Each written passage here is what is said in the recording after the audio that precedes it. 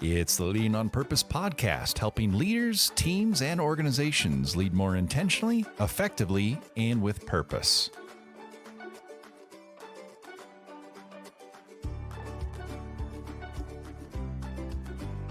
Thanks for tuning in and welcome back for part 2 of our conversation on the coaching framework, where we dig into those second 2 phases of how to have a coaching conversation.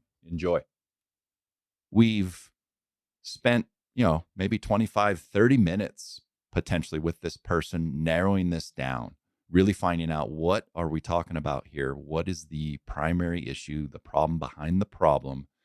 And or more importantly, what's your relationship to it? How are you feeling about it? What's the emotion that's tied to that problem? The next step then, if we have clarity on where are you at, now we can start to think about where would you like to see this go? And probably the easiest place to think in terms of what do you mean by that, John, is Covey's idea of beginning with the end in mind and supporting the person in really considering what would it look like for this situation to be completely ideal. And to me, this is kind of a key turning point in the conversation that distinguishes coaching, as we're describing it, coaching as a leadership style, versus what one might consider therapy or counseling. There's a key distinction here. And because what'll be interesting here is if you listen this deeply to someone, you spend this much time examining an issue, finding out the problem behind the problem, really, exploring how do they feel about this, supporting them with empathy, it's going to feel therapeutic, both to you and potentially to the individual. But there's a key difference there. And it's in this next phase of the framework, which is to think about the desired state. So in your experience, Doug, why has that distinction been so important? Because I know it's something you and I have talked about before. And frankly, I think something for me, I've seen people who say that they're coaching, but they actually end up dabbling with a bit of counseling and therapy, when my observation we really shouldn't meddle in that space versus what we're trying to do here with coaching. Yeah, John, I'm glad you brought that up because I believe it's a really important point. So one of the distinctions, and even when I work with leaders on their coaching leadership skills, I will admit that one, I've used the leadership coaching style a lot with teams of individuals that I've had the privilege of leading. And then I also get hired to come into an organization as a third party to coach individuals. Yeah. And it would be very disingenuous for me to say, well, it doesn't matter if you're the person's leader or you're a hired coach to come in. There are things that I will do in a coaching conversation or approach as a hired coach from the outside of the organization that I likely wouldn't do if I was that person's leader. Now, I don't want to insinuate there's a lot of that, but I know there's some things kind of pushing the envelope a bit. Sometimes when I'm an external coach with someone, that if I were this person's leader, and so the reason I bring that up is, I'll go to being hired to come in and coach. There have been 2 times in my career, so not very often because I've coached with a lot of folks, that as I get to know them and their particular issue and what they want to work on, that they'll start talking about their history and their past. Yeah. And it becomes evident to me that I had a colleague one time describe it this way: the coaching that we're talking about is looking out the windshield. Yeah. How do we move forward?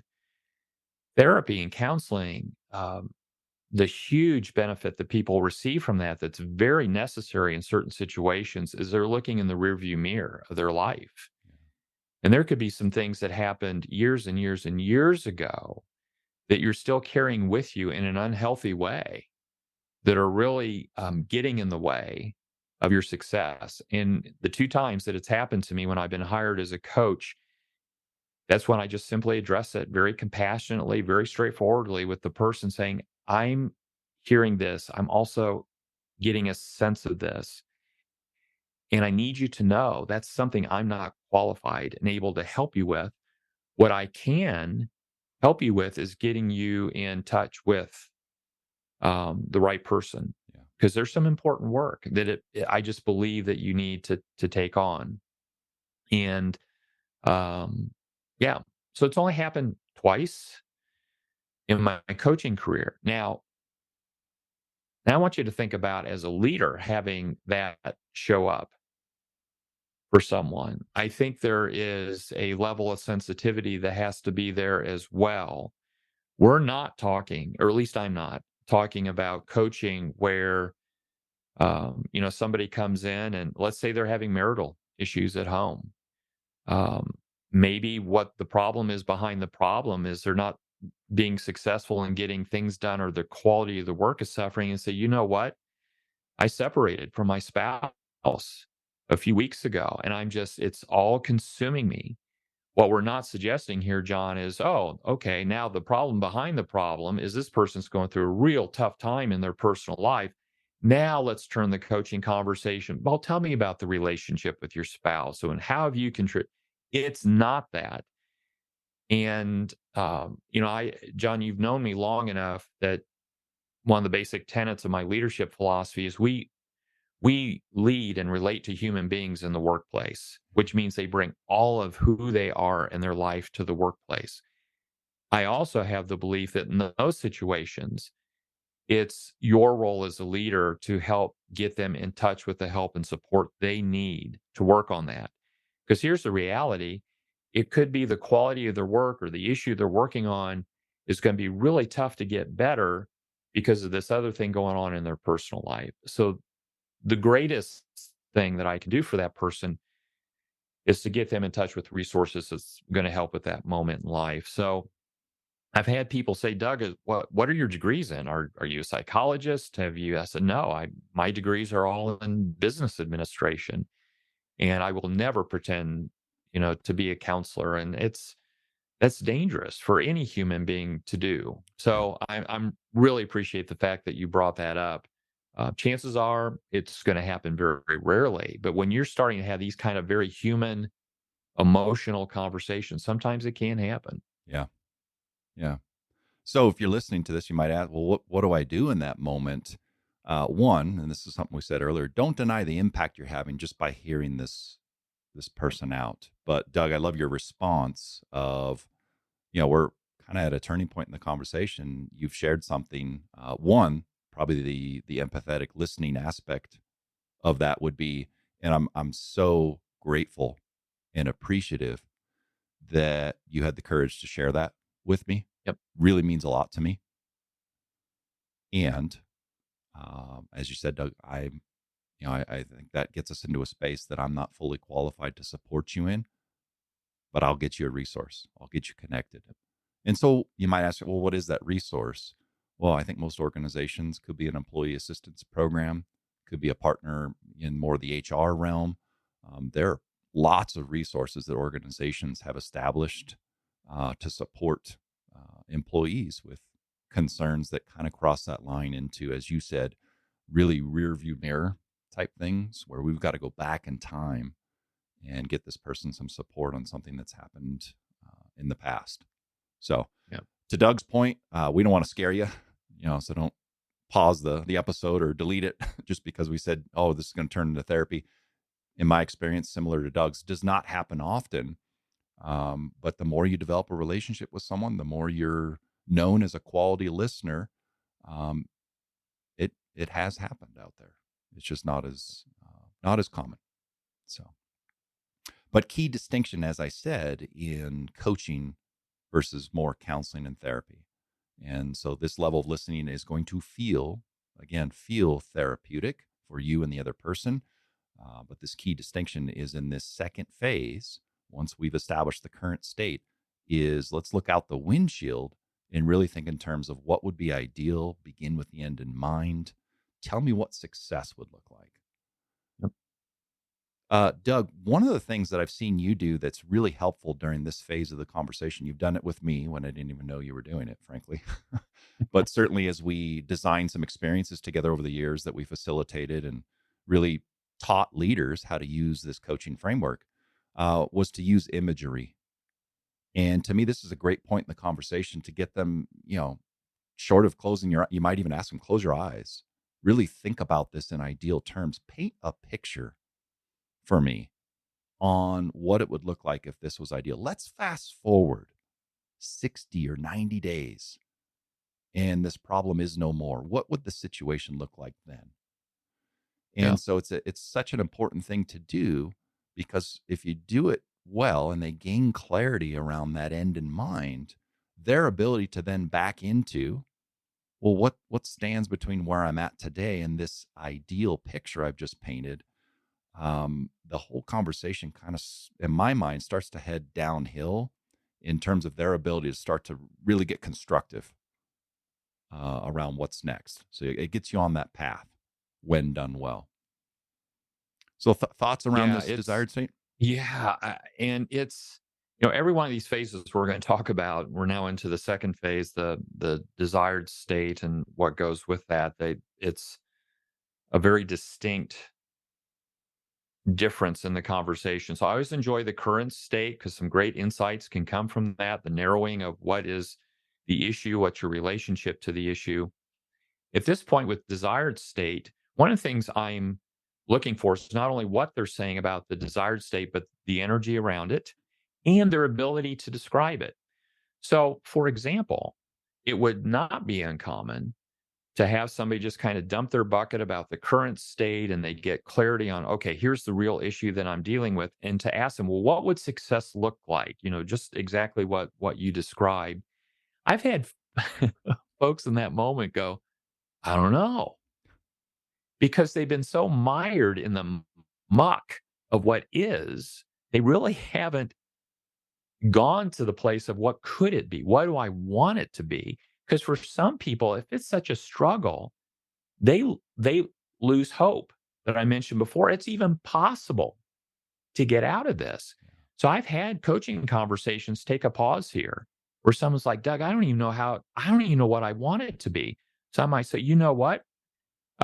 In coaching language, we call this an inquiry. My inquiry to you is to go away from this conversation and let's resume it. And where we're going to pick it up is, what would success look like to you in this relationship? So I've used this little example of a struggle with a colleague. Yeah, Bob. And I don't know about you, John, but I've had some interesting people I've worked with over the years that are kind of a pain in my side, and probably some people would have said the same thing about me. But to be in that kind of relationship where it's just so tense and not productive, and to have them imagine what a great relationship with this person would look like, is just like, are you kidding me? Yeah. This person's a jerk. They're incompetent, blah, blah. So as long as their mindset towards this other human being is it's not even possible to have a good working relationship, that comes from a place of no possibility of success. So when I ask a person to describe this ideal state, what they want it to be, if there's hesitation or they really don't know, it can be a really great time to just pause it and say, give some thought to that. And let's come back to the table. Now, a lot of times though, what will happen, at least my experience is, there's a lot of energy and a person will describe, oh, it'd be great. It would look like this and this would happen and this would happen. And so it gives you a target to shoot for. Now, the conversation in that moment shifts from where we are today and the struggles there to what it could be. And so that's where energy tends to go up. That world of possibility tends to really surface. And that's what you can really, really lean into. So it's, again, it's a necessary part of this conversation, but very different than the first part where we're in the here and now. It's about dreaming. What are the possibilities that you're excited about when Yeah. you're successful in addressing this issue? Yep. Yep. Yeah. And so you're at this phase with the individual and you're kind of getting crickets in terms of response of imagining this.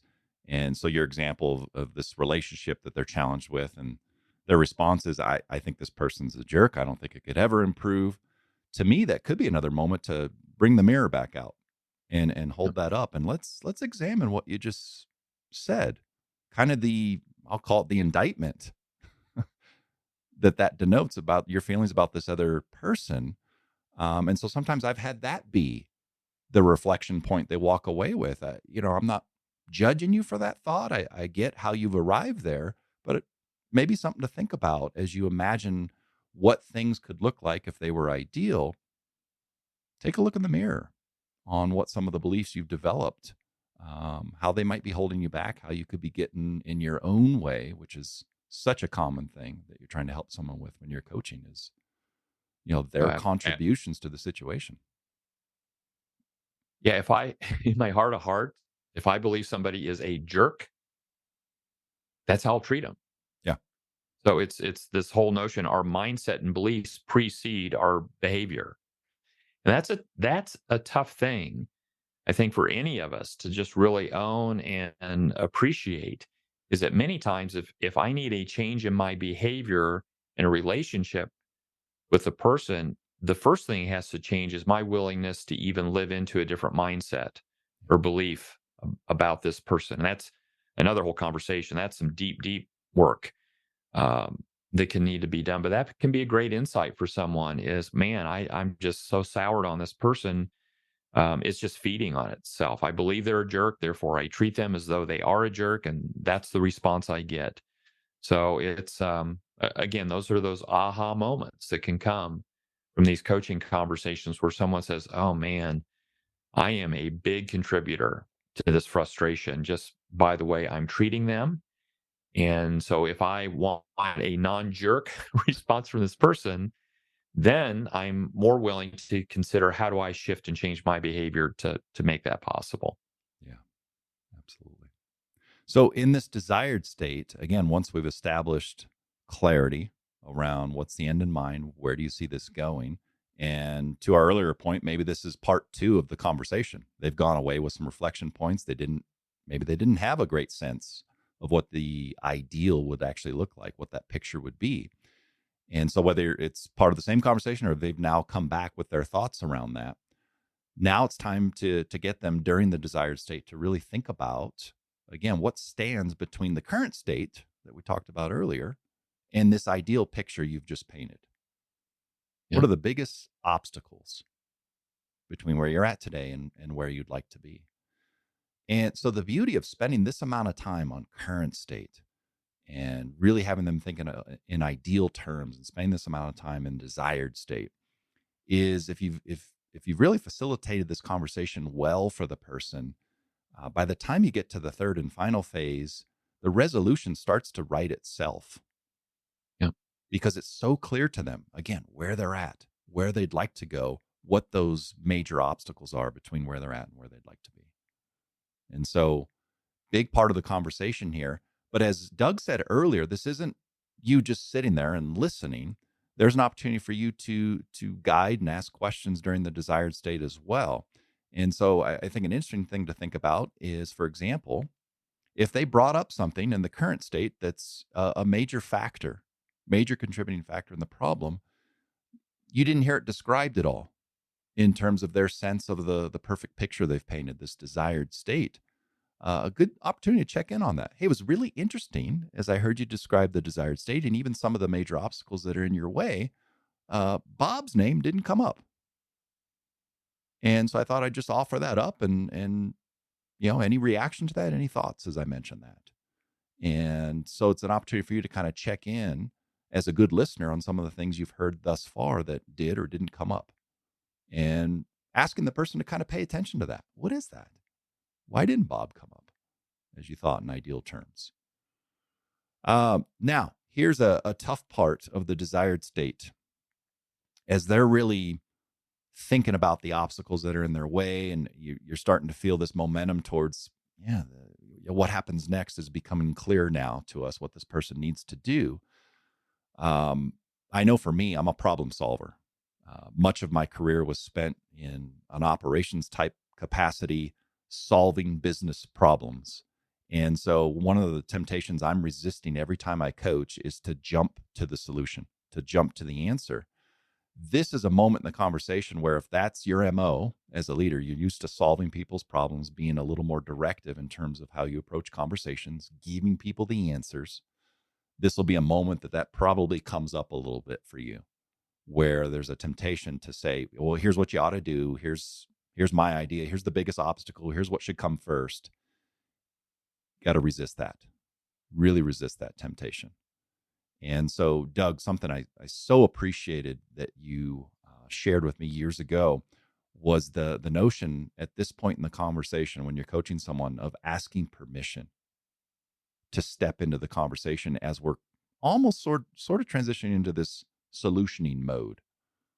And such a key piece that I think has served me well in coaching interactions, but is an aha moment as I work with leaders on their coaching conversation work, is resisting that temptation. And again, asking permission. Hey, I have a thought here. Would you be comfortable if I shared that? Or I had another idea. Or it's interesting, I didn't hear this. Mind if I share something? And so, such an important thing to do when you're coaching someone, to avoid the possibility that you take over the conversation. Because that can very naturally happen, particularly if the person you're coaching trusts you and you have a good relationship. How easy is it for them to fall back into the old dance step where, okay, we're back to what we used to do. You're just going to give me the answer. And so it's resisting all that. John, as you're describing some of the challenges at this part in the conversation, and particularly, a lot of our context that we've used in talking about this today is kind of that traditional leader coaching a member of his or her team. One of the more humbling parts of a coaching conversation for a leader, speaking from personal experience, is that they're talking about the obstacles that they're facing and what needs to be addressed to get to that ideal state. Is sometimes, as a leader, you're part of the issue. So let's say that I have a member of the team that's just really struggling to get X project done. What if one of their obstacles to just knocking this project out of the park and getting it done on time and serving the organization well is that as the leader, I have not provided the level of clarity that I should have in terms of this particular project. I haven't resourced it appropriately. I did not recognize a particular skill set that this project required, that this person at this point in their career hadn't really developed. And so it takes a level of humbleness and willingness as a leader sometimes use this coaching leadership style, because what could be on the table is that you, as their leader, are one of those obstacles that needs to be addressed. Now, you talk about if you have a high trust relationship, and John, I wish I could sit here today, say the majority of leaders that I've worked for in my career, I had this kind of relationship where I would have felt comfortable looking them in the eye and go, you know what, John? A contributing factor to this, what's keeping me from really achieving what I hope to achieve with this project, is your leadership around X or whatever it is. I've had some leaders that I so appreciate and admire, and to this day, I was going to use the word love. I'll use the word love. Yeah. It's that kind of relationship. Now, if you have a sense as a leader in this coaching conversation, it's like, oh, wow, maybe I am part, bring it up. Have the courage to bring it up. And if you suspect, it's like, John, as I'm listening to you talk about your frustration about this project, what's coming to me, what's sitting there for me is, have I really done the job I owed you in terms of resourcing this and providing you the development you need? I'm concerned that I have not served you well. And this, is that true for you? Now, John, that doesn't guarantee the person's going to go, yep, that's part of it. You might get the, bobblehead response, or just, no, you're a great boss. It's fine. It's me. But just be aware that that can be part of this conversation as well. Is, am I contributing to this and playing a role? And you talk about having the need to have a strong relationship to make that happen. That is so important here. Yeah. Yeah. So we mentioned earlier the power of listening, the impact that that has on the person, the power of vulnerability during this conversation. Because what you just mentioned, that example of I'm listening so deeply that what occurs to me as the coach in this situation is that maybe I'm a major contributing factor, and you bring it up. Not only does that demonstrate to the other person that you're really paying attention, you're fully present, listening at a high level, but your willingness to be vulnerable and to own that, in my experience, can create a breakthrough, not just in the conversation, but oftentimes in the relationship. And so I think it's a great. Well, if I can just tag one more thing on that, then because we've talked several times around fight that temptation to go into problem solving mode. So I'll just build on this example of I'm getting in the way of their success on a project. Let's say that one of the obstacles that's keeping us from that ideal state, the desired state, is the quality of communication that I'm having with the person around the project. Now, knowing myself, what would be a natural tendency is, oh, one, let me apologize to you. I'm sorry I messed that up. How about if I do X, Y, and Z to fix that? Well, now we're taking over. And it comes from this place of I want to be helpful to you. But an alternative way to approach that is to ask the person you're coaching, the person that you're leading, say, wow, it sounds like I need to do a better job of providing X. Can you tell me what would be most useful to you for me to do for you to help, and just listen to their ideas? And they may come up with some ways of communicating or relating to each other, working on this project I never would have thought of. And maybe the ideas I had about how I could more effectively contribute don't meet your needs. So the more you can turn it over to them, get their insights, their action items, their ideas, even if it involves my leadership, you're going to be in a much better place than if you're to force some ideas on them. Like if I say, well, how about every morning when you get here at 8 o'clock, let's meet for 15 minutes just to check in on the day. And you get the, okay, yeah, okay, oh, that'd be great. Yep. And in the back of their mind, they may think, what a colossal waste of time that is. I'd rather do something else. Yeah. So just always have that in the back of your mind. Who's driving this conversation? Is it me or is it them? And when we're to the place of action items, what possibilities exist, as much as you can, have them generate those ideas that are going to be most useful to them. Yeah. Yeah. Couldn't agree more. And again, resisting that temptation to take over, as you said, even when you realize you're the problem. I've seen so many situations where maybe more in the feedback scenario. So, what we're largely talking about here, someone has knocked on the door, come to you and said, I need some support. I need some help. This framework can also serve you well when you think about giving someone feedback. And now the start of the conversation looks a little different because you're the one as the leader instigating things.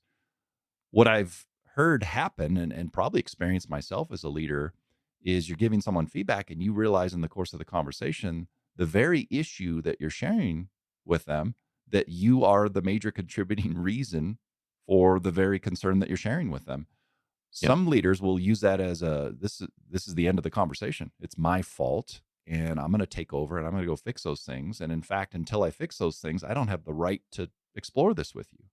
And so I think that's the wrong move because there's still a way when you're a major contributing factor to get them thinking about what would work best for them, not take over the conversation. And so one of the things to keep in mind as you're using this coaching framework and having conversations with your teams is certainly where am I in the framework? But maybe another important kind of piece of guidance in the back of your mind should be who's driving this? Who's driving this conversation?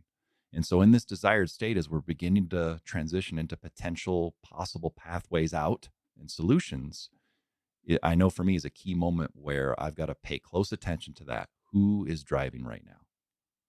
And the other important notion here, well, why do that? What if I do have some great ideas as the leader? Is appreciating that, your example just now, Doug, you mentioned, they kind of bobblehead. Sometimes you're like, well, what if we came in, every morning, I spent 15 minutes with you. And it's kind of, yeah, okay, sounds great. pay attention that there's not a lot of energy coming from them.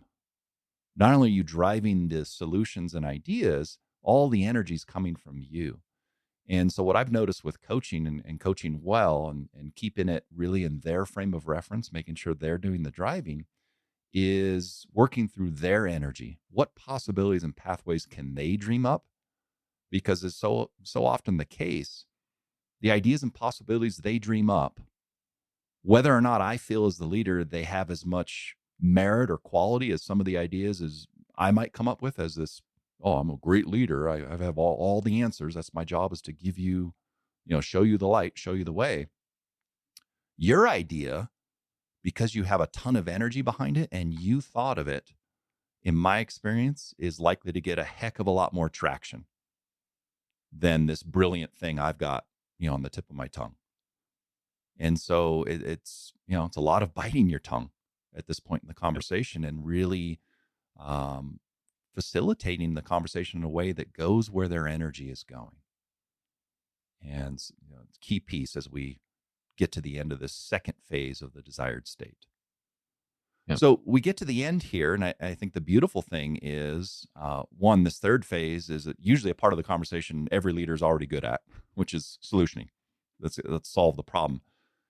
Remember, we're still keeping the energy and the focus, and the driving is still happening with the person you're coaching. And so this third phase is action steps. And it's been my experience, if you've done a great job helping them gain clarity around where they currently sit in the first phase, where they'd like to go, this perfect ideal picture they've painted during the desired state, this idea around what are the major obstacles, what's first, what's the biggest thing between where you're at today and where you'd like to go. When you get to this third phase, a lot of it may have already kind of been written out. And so during action steps is really firming up what are those very next steps for this person to take. And so you may find, well, they knocked on my door. They came in, they listened to them. Why am I kind of turning up the heat here at the end of the conversation and firming it up and maybe challenging them to, hey, when is this going to happen? How can I support you? These are all good questions, by the way, to ask during this third phase of action steps. I've had the experience that if I don't turn up the heat just a little bit and facilitate accountability for them to themselves, get ready to coach on the same situation over and over again. Becomes more of a venting if we don't facilitate this very constructive third phase of let's tighten this up. Let's get into some action steps. And again, facilitate clarity for you on what's going to happen next. Yeah, I think you articulated that very well. And the feel of this third stage, getting into the specific action steps that they're committing to, there is a different level of intensity of accountability. But I also appreciate what you said. They're still driving. But now my role as the coach, as the leader in the situation, is to make sure when this conversation ends, that I'm confident that they own it, they understand it, and it's very clear what the next step is. And John, one of the things in this stage, in terms of action steps that I would offer, maybe a couple things, is depending on the size of the issue that's being tackled, is to also understand the actions that are being committed to are likely not going to get you to bright just from those things. Right. And in fact, if it's an issue it can almost seem overwhelming to a person. I can't tell you how many times in my coaching, whether it's people I'm leading or folks I've been hired to coach, the issue is so important to them. They've been carrying it for a while. They want to make progress. And, I almost hate to say it, the old cliche, how do you eat an elephant? Well, one bite at a time. Right. So sometimes these action steps are, what's that next bite? What's that next step? And even the step doesn't necessarily have to be huge if the situation merits it, but it's moving forward. You want to get that momentum of moving forward, of a sense of progressing towards that ideal state. So we're not looking for that big home run idea that's going to solve it all. Sometimes what's being agreed to is just the natural next step that's getting us closer. The other thing related to that is, sometimes people say, well, what if I leave a coaching conversation, they only have one action item? That doesn't seem very productive. Yeah, did I do my job? Right. And well, we better have a list of at least 10 things that they're going to do to fix this. It's like, I I would much rather have somebody leave that with real clarity and commitment to one action Yeah. than to leave with a laundry list of 10 things and not get any of them done or not be committed to all of them. I can tell you, you're going to be in a much better odds of them being successful if they just work on that next one thing or two things that they're excited about versus the long laundry list. Yep. Yeah. Yeah. Your notion around eating an elephant one bite at a time. There's some tenets of this in research that's been done around what creates psychological breakthroughs for people as they face problems. And a lot of what has to happen is breaking down a problem to its largest, most manageable piece that someone can actually feel like they can tackle. And that's where you're going to find someone, finds a lot of energy, a lot of excitement, and probably most importantly, the likelihood that they're actually going to take that step after the conversation. And so that's what you're after here in this idea of, one bite at a time when it comes to what could be an elephant to them from where we first started.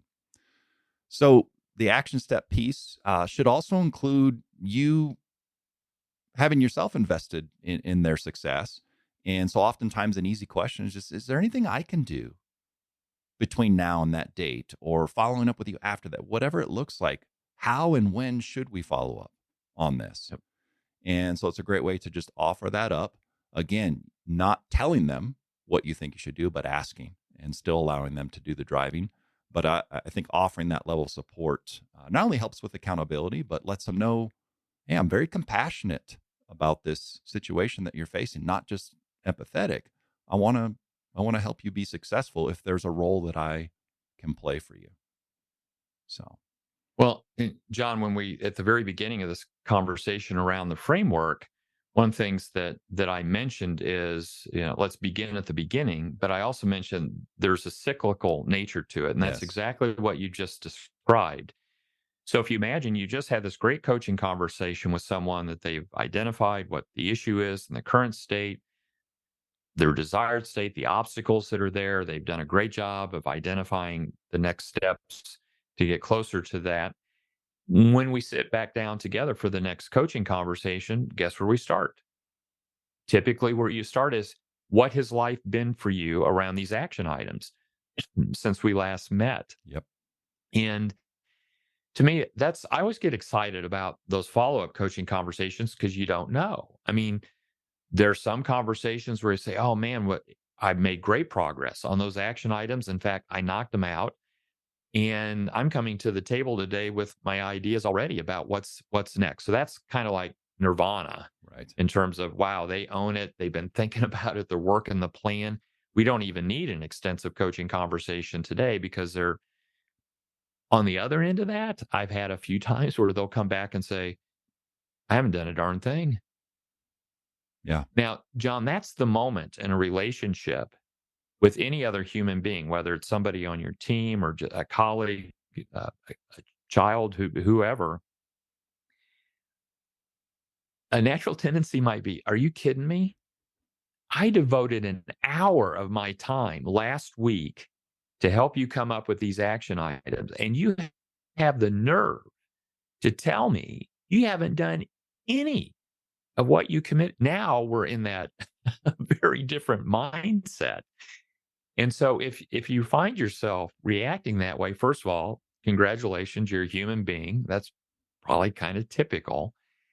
But the shift is how we respond to that. Instead of judging Yes. or criticizing, you get curious. Yep. And what I might say to someone is, John, that's interesting to me, because last week when we talked about that, those ideas you came up with, you're so excited about them and committed to them. And what I'm hearing you say right now, no action.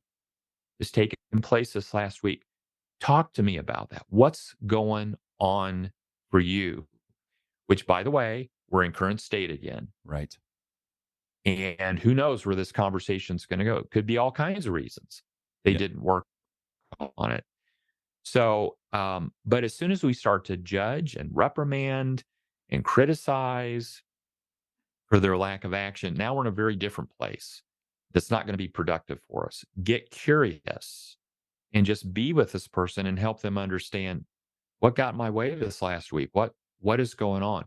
And one other thing, without making this probably sound more complicated than, well, it gets complicated. Sometimes what you might discover, the coaching conversation we had last week, we really didn't uncover what was going on there was something else. And so the action items we came up with, we really weren't at the true problem. And I've had that happen a few times. One, I can think about a person that was on my team, and eventually what came out is they were just kind of done. They lost their excitement for the organization and what they were doing, and they wanted to take their career a totally different direction. And well, there's no action plan. We're going to come up on their project list to get things done if their heart's not into it. Yeah. And so that just, those moments can happen, but that's the cyclical nature of this model. And it allows you to continue to coach them. And it's all about their progress, all about the action items and moving forward. Yep. Yeah. So one other wrinkle of complexity that can come up is not only during the next follow-up conversation where you're back to current state, could you find out, boy, we missed something the last time we talked. That can happen during the conversation. And so just paying attention to, is there something new as you transition from the current state into the desired state that has come up for this person that, oh, wait a minute, that's new information and it sounds pretty important. Let's make sure we take a look at that. So the number of times I find myself in a coaching conversation saying, what else? I find myself saying that all the time. And it's a really helpful way to make sure, or try to make sure, that we haven't missed anything. And so just something you might think about. In terms of action steps, a couple other thoughts there. One would be managing your expectations. And we've kind of danced around this a little bit, but coming away with this, beautiful SMART action plan that's got 10 pieces to it, and it's 3 months of work that'll be done with detailed tactics, probably not going to pan out that way. And so managing your expectations as the coach, is it okay if what we end up with is they've got to go back and think about a couple things? That could be an extremely worthwhile action step. And so where we pick it up next time is, what's occurred to you as you reflected back on this, as you've been thinking about this concern that we worked through the last time we talked? And so you really got to manage your expectations as the coach. Big piece of this. Great point. So that's the 3 phases: current state, desired state, action steps. Again, current state, how can I help facilitate discovery for you, help you gain clarity around not only the issue we're talking about, but your relationship to it and how you're actually feeling about it. Not only what is the problem behind the problem, but what are some of the emotions behind the emotions. Once there's clarity on that, then it's desired state. What would be ideal if this situation was no longer an issue for you? If the relationship with Bob was fantastic, describe it to me. What would that look like? Great. What are the biggest pieces that stand in the way? And then a pretty smooth transition, if you've done the first 2 pieces well, into what are the very next steps? When are those going to happen? And how can I support you? So again, a framework that we've proposed, and going back to that Zenger-Folkman study that we talked about earlier, those 2 very common denominators that serve you well as a coaching leader is, 1, have a great relationship with the person you're coaching, and have a framework that you're using, something that you have in mind to help guide the conversation and help you facilitate discovery and clarity for the other person. Doug, any final thoughts on the 3 phases we've discussed and the overall notion of having this coaching framework? I think the one final thought around this, now that we've described a sense of what these conversations can really look like, look for opportunities to use it. And as you're listening to this conversation, who knows, 5 minutes after you go on with your life from this podcast, there you could get that proverbial knock on the door. So take advantage of that. Um, we mentioned in our prior conversation, our growth and development comes from experience, right? So there can be books that you can read, workshops that you can attend, that type of thing, and would encourage you to do that. But just even from the information we shared with you today, once you become aware of when coaching conversations can make a difference for someone, my experience is you're not lacking for opportunities to do that. What will start to happen is traditionally when someone brings an issue to me, when I go into problem solving mode right away, it just causes you to pause and think a bit, saying, oh, wait a second, I don't need to solve this person's problem. In fact, that's probably one of the lesser effective ways of responding. This is an opportunity for a coaching conversation. So give yourself permission not to be perfect, as I mentioned at the start of this, and just be aware of when coaching opportunities present themselves, because they're out there in abundance. Yeah. Thanks for mentioning that, Doug, because I think there's two primary reasons you and I have spent so much time through this podcast discussing coaching, but I think in our careers, learning about the coaching leadership style, professing its importance and impact. One, it is in fact a very powerful leadership style, not only according to the research, but the observations you and I have made in our personal experiences and certainly in our work with leaders. Number two, and this is proven by research, and again, another thing that's proven by our observations, it's one of the most underutilized leadership styles. And so not only paying attention and having awareness to that next proverbial knock on the door, I might argue reflecting back. How many conversations have I had recently in the last month or two with my team that could have or should have been coaching conversations, but ended up being something else? And so another way you might kind of raise the old antenna to your own awareness to how you're showing up for your team. So maybe as a last piece, let's get folks pointed to a few resources if they'd like to learn more about coaching and asking great questions and facilitating discovery for folks.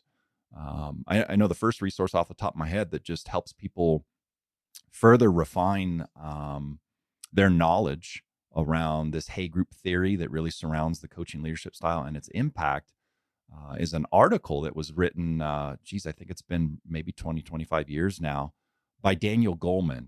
And if you don't know the name, you might know his work. He did not invent the term emotional intelligence, but certainly was the person who popularized it and made it kind of a household term, if you will. He had done a lot of work research-wise in conjunction with the Hay Group. And so when the Hay Group really talks about the emotional resonance, the reason why some leadership styles create an emotional connection versus others that don't, Daniel Goleman was in fact involved in a lot of that work. So anyways, I mentioned his name because he wrote an article for Harvard Business Review that's now 20, 25 years old called Leadership That Gets Results. And so it's great kind of white paper, 2.5, 3 pages long that really describes the Hay Group theory and where this coaching leadership style fits in and where the research at that time pointed in terms of coaching and its impact. And I would say fast forward to today, that research has only been proven over and over and over again in terms of its impact. A second resource, if you're interested in maybe some of the broader ideas around engagement, there's a book that was written by Gallup. And so if you know Gallup, they get pretty popular during the election cycles because they're probably the most famous polling organization on the planet. What you may not know is they own StrengthsFinder, and they're also very active in the engagement space. They do a lot of workforce studies kind of across the globe on the power and importance of engagement. And in 2019 to 2020, they did their largest ever global workforce study, and they wrote a book based on it. And it's a pretty thick book, but it's got some great ideas in there. So when they distill down engagement to its simplest terms, the book is called It's the Manager. And they boiled engagement all the way down to It's the frequency and quality of attention that one gets from their boss. And so there is a connection between the broader notions of engagement and engagement surveys and what we're talking about here on this podcast, this coaching leadership style and its impact on climate.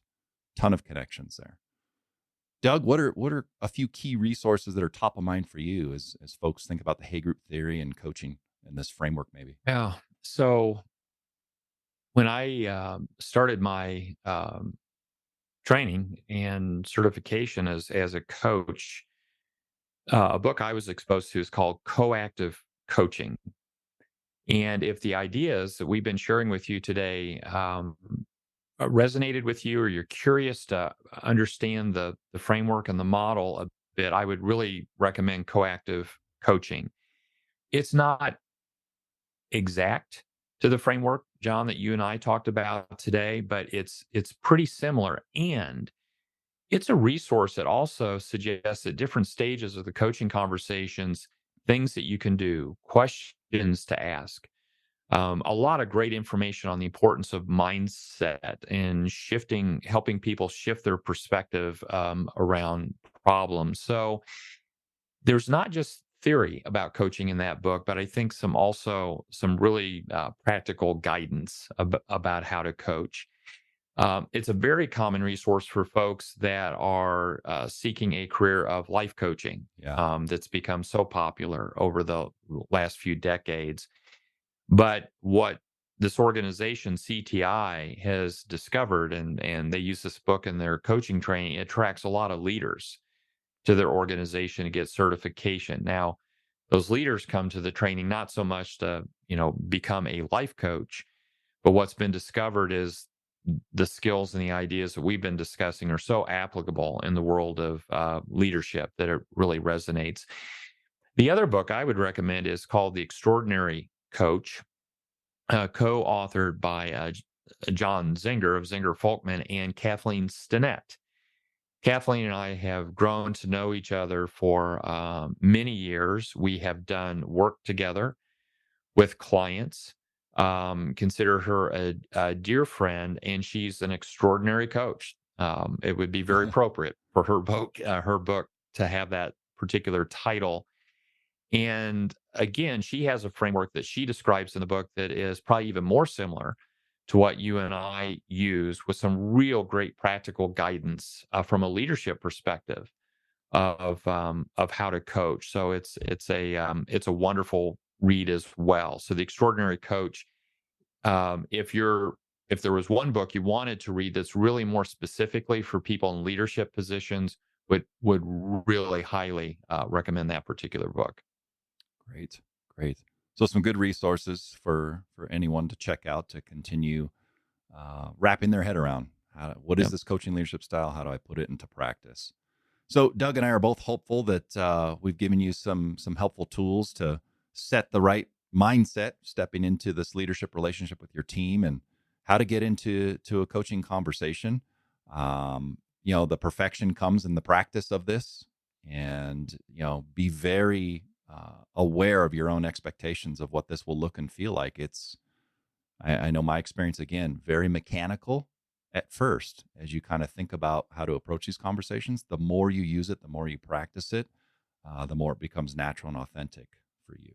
And so our encouragement is get out there, be aware of those coaching opportunities that exist with your team, and give this framework a shot. So, well, thanks so much for listening to Doug and I examine the coaching leadership style over the course of 2 episodes now. Stay tuned for future conversations he and I will have, certainly on the topic of leadership and organizations and culture. Don't forget to like and subscribe. And thank you so much, Doug, for joining me yet again. And thanks to all of you for tuning in. Take care.